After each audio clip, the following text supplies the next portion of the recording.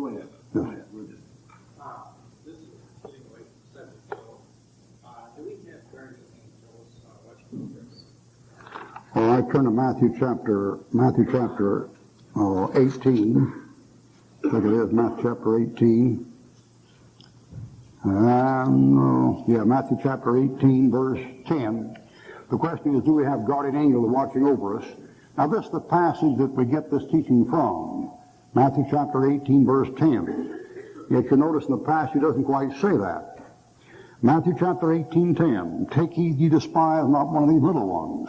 For I say unto you that in heaven their angels do always behold the face of my Father which is in heaven. Now the idea there is that little boys and girls have a guardian angel takes care of them. And the classic dime store picture is little boy and girl crossing the stream on the broken down bridge. And there's an angel standing right there, you know, with wings, a nice female stork-winged woman. I like that, exactly right. And stand right there taking care of these kids, make sure they don't fall off the stream, off the bridge. Now it's a beautiful thought, and there might be some truth in it. If you apply the thing like the angel of the Lord is speaking to Paul in the book of Acts when he's in prison at night, and that kind of thing, you could get that. And if you go there and go to Ecclesiastes, either say before the angel was an error and pretend they're still here, you could do that. And if you go over to 1 Corinthians chapter 7, it says the woman ought to have power in her head because of the angels. You could say the angel is still here in person, watching women and checking them to see if they got the head covered. And the angel is still here on the earth comforting people in a situation like they comforted Christ and Paul. And the angel is still here in the sense of guardian angel. Now, I don't believe it that way. That is, I think the final revelation of the New Testament, and I don't believe except on rare occasions God would use an angel for anything on this earth, although he might. I couldn't deny it. And I couldn't teach doctrinally there weren't any angels here. However, if I understand the New Testament, if they're here, they're very confined, their activities. And I'll give you two examples of cases where I thought maybe something intervened, but then again, whether it was an angel or just the Lord. But have any of you ever had what they call a traumatic experience? Have any of you ever been real close to death? Real close, just a real close shave.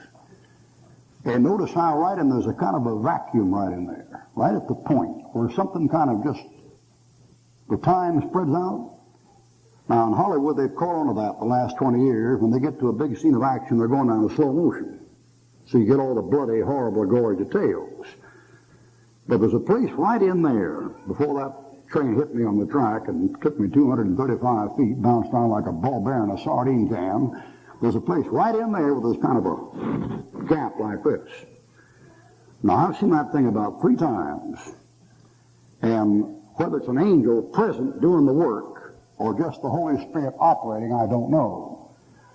But I do know something supernatural is going on. One time I was there. One time I was going over a mountain in a blizzard up in West Virginia in the passes above Wagon Wheel Gap in a blizzard with a car with no chain in the tires, where we're off the mountain into a 2-foot ditch filled with snow and hit on the axle and came back out again on the highway with the whole rear end of the car picked up and placed on the highway with 4 guys sitting in the back seat, not going fast enough to bounce, going 8 miles an hour. And we got over the mountains.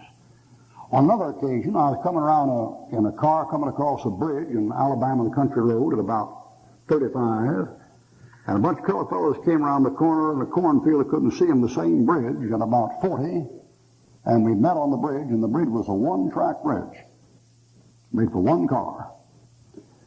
And got as far as I could, thought sure I had a wheel hanging over, and went by, and they went by, the faces just, like that, and went on down the road, and I went on down the road, and then I turned around and stopped and went back. Because I said to myself, that bridge is not big enough for 2 cars. And I went back and looked at it and measured. It wasn't. 2 cars couldn't have passed on there. The only 2 cars could have passed on there would be both their outside wheel would be that far off that bridge, going over that thing. Well, the outside car, the inside or outside car swinging might have got 1 set over, but not 2 sets. Somebody taking care of me. Now, folks say guardian angel. I couldn't prove a guardian angel or not a guardian angel. But the passage you just read doesn't say the angel's here with you. The passage you read said a little old boy or girl down here has something up there in heaven that represents them, and that child's appearance up there is always in the presence of the Father. And I'm not going a long time. We've got to wind up here, but I'll put it on you if you want to spend some time in Daniel. In Daniel, a government down here has a representative up there, and a power down here has a principality up there. Everything down here has a pattern up there.